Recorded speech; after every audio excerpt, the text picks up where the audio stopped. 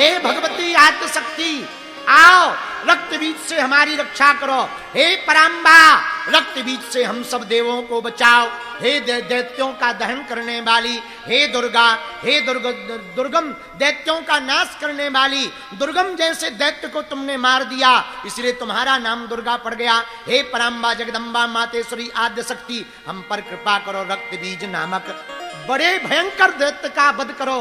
आद्यशक्ति पराम्बा माता मां पार्वती प्रकट हुई और पार्वती ने देवताओं से कहा चिंता मत करो, रक्त बीज नामक दैत्य का वध हम करेंगे।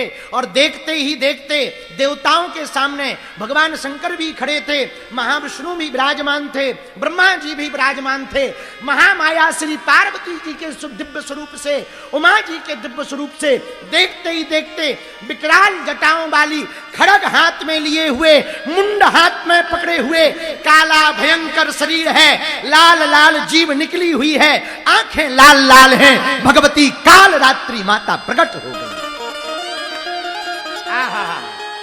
और वो विकराल रूप भगवती काली का, वो काल रात्रि का विकराल रूप, आहा भगवती एक पैर ऊपर किए, मुंडों की माला पहने, पूरी जटाएं लटक रही हैं, हाथ में खड़ग लिए हुए हैं, एक हाथ से मुंड पकड़े हुए भगवती पहुंच गई, जिह्वा को निकाल लिया।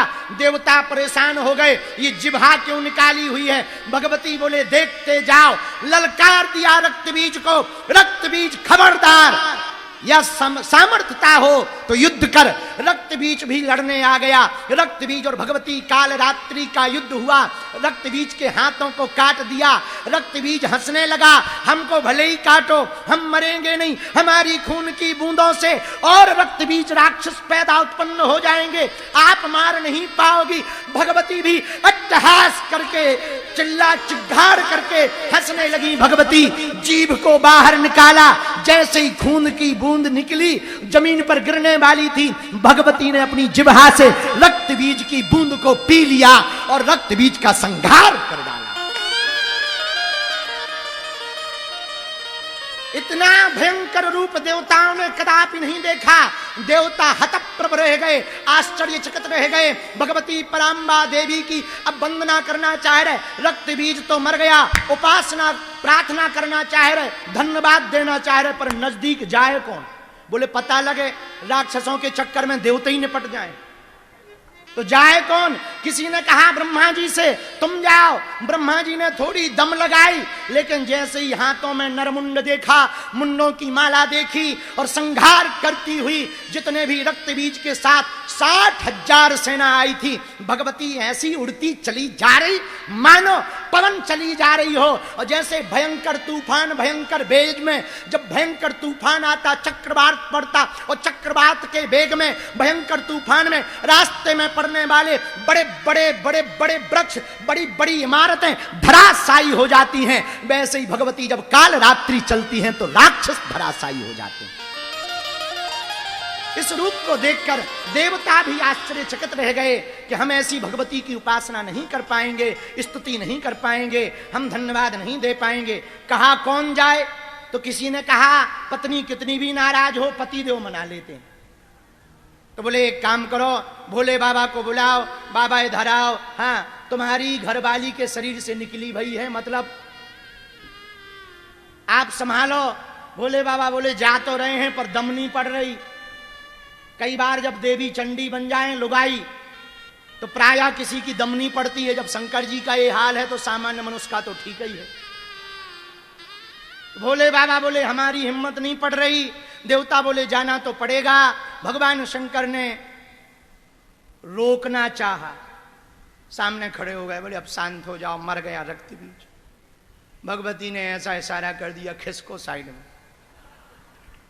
अब शंकर जी एक तरफ कोने में खड़े और लगा चल रहा नरसंहार। शंकर जी बोले जय हो देवी। देवता बोले स्तुति करो, शांत करवाओ, नहीं तो अबे राक्षस निपटे। अब देवताओं को नंबर लगन चाह रहा हो, जिस स्पीड से वो चल रही हैं देवताओं को नंबर। शंकर जी बोले हमसे नहीं हो रहे, तुम लोग कर लो प्रार्थना। अरे देवता बोले हम आप ही। अब शंकर जी ने 2-3 बार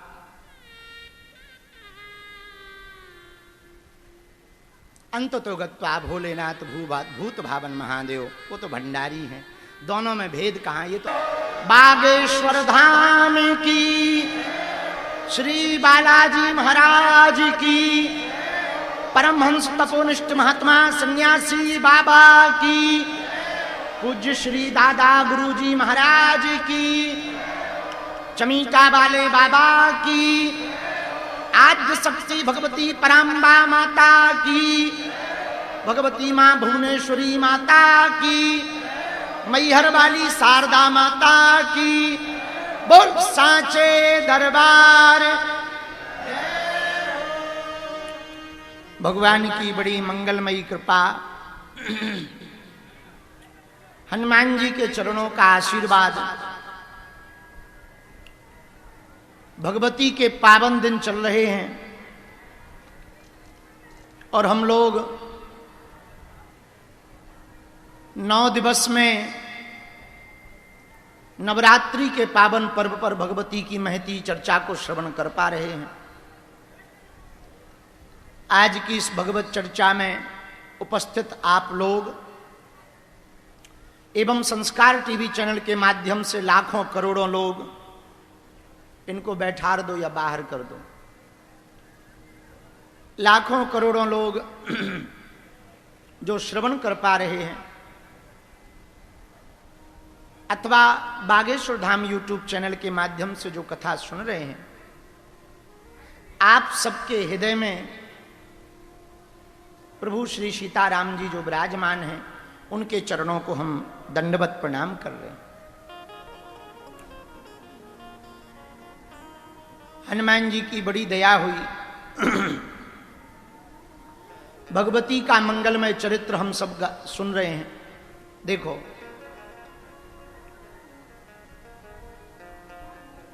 जीवन बड़ा अद्भुत ढंग का होता है। हमारे एक बहुत अच्छे महात्मा हैं, दादाजी के बहुत अच्छे मित्र रहे। वो एक बात कहते थे कि पंडित जी,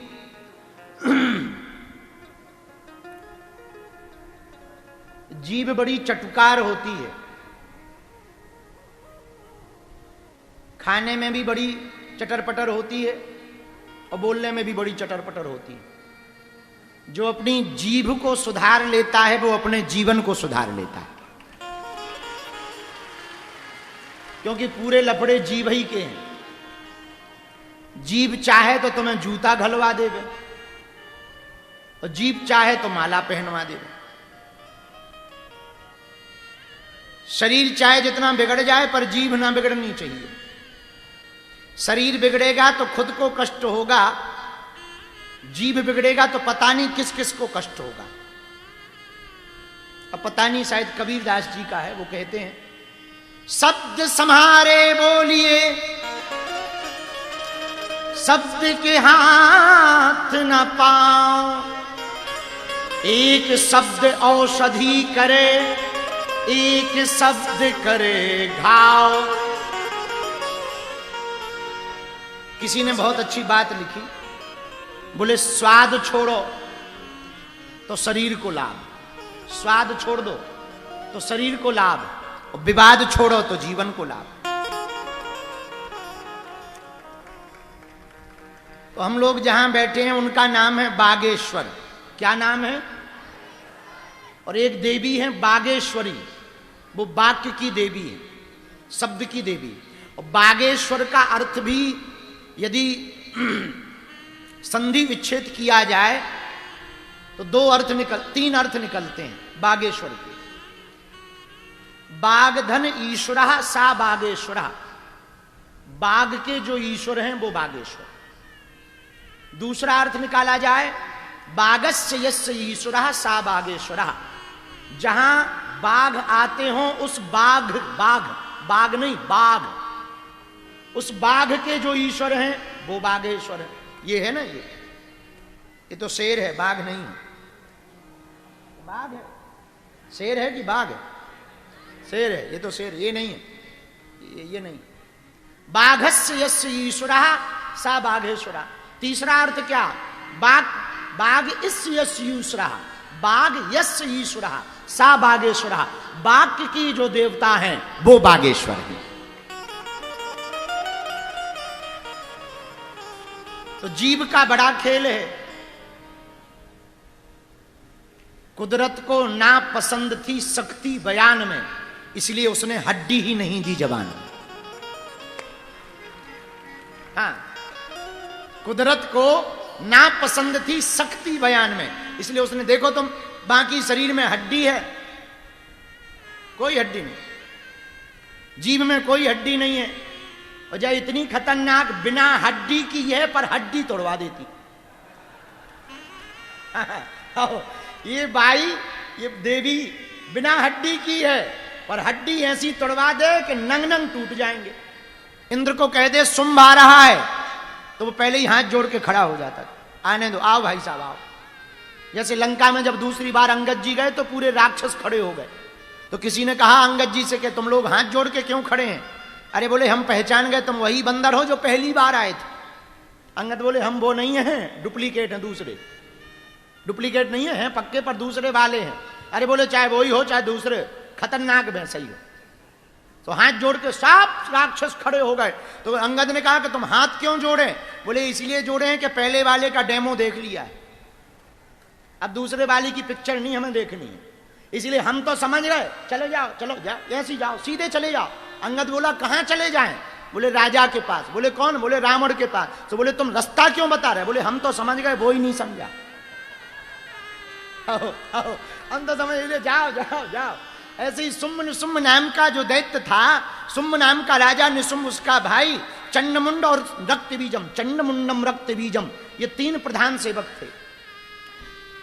तीन प्रधान सेवकों में जो रक्त बीज नाम का सेवक था, उसको ब्रह्मा जी का आशीर्वाद था कि तुम्हारे शरीर से जितने भी खून की बूंदें निकलेंगी, गिरेंगी पृथ्वी पर, उतने और रक्त बीज पैदा हो जाएंगे राक्षस।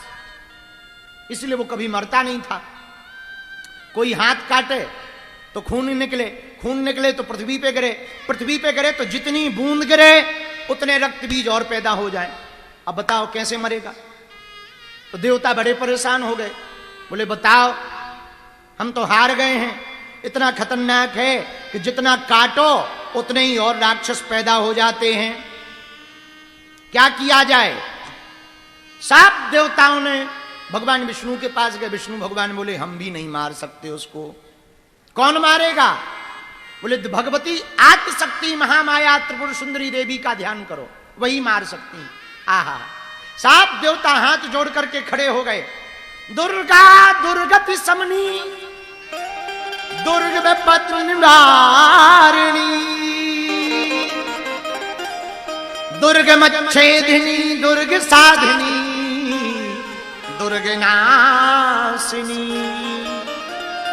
हे देवी दुर्गोद्धारिणी, दुर्ग निहंत्री, दुर्ग मापहा, दुर्गम ज्ञानदा, दुर्ग देत लोक दबानला।